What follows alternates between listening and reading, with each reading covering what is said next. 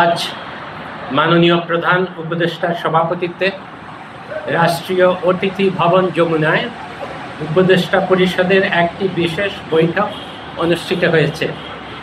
এই সভায় তিনবারের সাবেক প্রধানমন্ত্রী, সাবেক রাষ্ট্রপতির স্ত্রী ও বিএনপির চেয়ারপারসন বেগম খালেদা জিয়ার আশু রোগ মুক্তি কামনা করে দোয়া ও প্রার্থনা করা হয় এবং জাতির কাছে তার জন্য দোয়া ও প্রার্থনার আহ্বান জানানো হয়।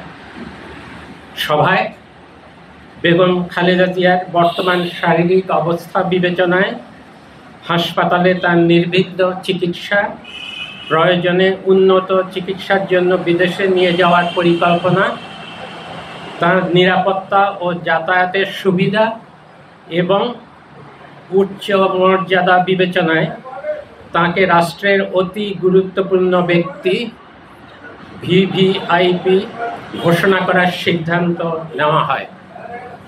এই সিদ্ধান্ত অবিলম্বে কার্যকরের জন্য সংশ্লিষ্ট সকল সংস্থাকে নির্দেশনা প্রদান করা হয়। এ বিষয়ে বেগম খালেদা জিয়ার পরিবার ও দল অবগত রয়েছে।